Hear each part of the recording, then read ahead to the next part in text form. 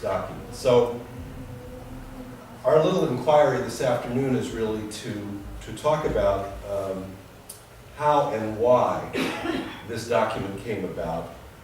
And I always like to focus on the human side of these kinds of events, because I don't think enough of us probably appreciate enough what an accomplishment this was, that people who came together with hugely different points of view on dozens and dozens and dozens of items for debate could end up reaching an agreement, and could do it under physical conditions which were really quite negative. And that's why I refer in the title to the long, hot summer in Philadelphia. Now, we call this Mind in History, and that requires us to take a bit of a preliminary look. Most of you know that the current curriculum at Dharma College is based on this book, Revelations of Mind, authored by Tarthang Tulku, who was the founder of Dharma College and the leader of the Nyingma Tibetan Buddhist community. And there are a number of insights in this book which asks us to look at the operations of our mind as a step in taking control of our lives and our current experiences.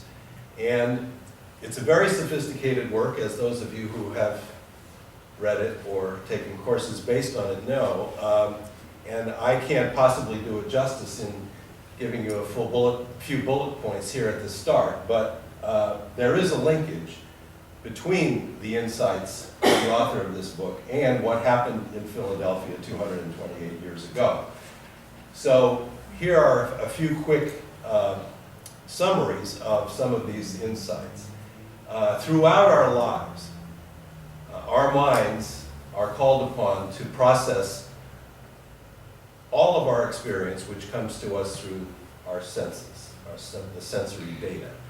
And as the author points out, and as we can know from our own experience, the work of the mind in processing those experiences doesn't end with the experience. Somehow, it's cataloged, it's filed away in an enormous, almost infinite archive of our experiences. And so that the result of that is, by the stages of life that we are now at, we've got an accumulation of past experiences, the labeling, naming of those experiences, whether it's people that we've known or events that we've witnessed, whatever it is, and it's all there. And the insight that the author points out is that a lot of that is stale. A lot of it is based on very, very distant past experience. And there's a buildup of that in all of us. Sometimes we're aware of it, and sometimes we're not. So one of the results of that is that what we think of as our current, new, contemporary experience is really, in large part, a recycling by our mind of that past activity, or judgment, or bias, or feeling, or emotion, or whatever it was. So, if in your grammar school, the class bully was a redhead with freckles, and you may not even be aware of the impact of that experience, but that person made you anxious, fearful, whatever. It's a negative association that may be buried deep in these archives. Today, many decades later, if you encounter someone with red hair and freckles, there is possibly, without you realizing it, an influence on your reaction to that person as a result of this recycled, long-buried negative association. I've told the story in classes that I've taught of this phenomenon working in my life at a time, one time when I was quite aware of it. It wasn't buried, it wasn't in the subconscious. I went to a high school reunion. I hadn't seen, it was a 50th reunion, and there was a woman that I ran into there who I hadn't seen for probably 48 of that intervening 50 years. And I had this tremendously positive and happy memory of her wedding day, which was one of the most beautiful ceremonies and receptions and so forth that I had ever attended. Made a deep impression on me. And that's where I wanted to start the conversation.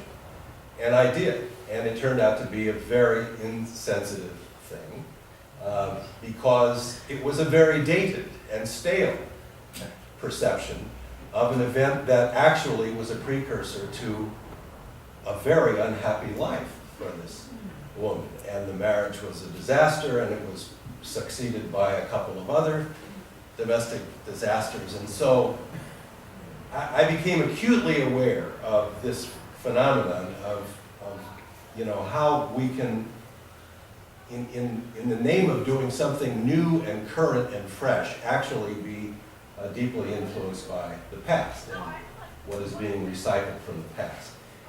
So one of the conclusions that the author draws from this is that if we passively accept and identify with everything that our mind presents to us from this file system or archive, we may never really grow.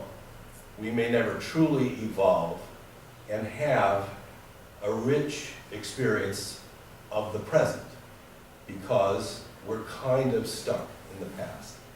And a corollary of that brings us to something that's very important in the understanding of this convention in Philadelphia so long ago.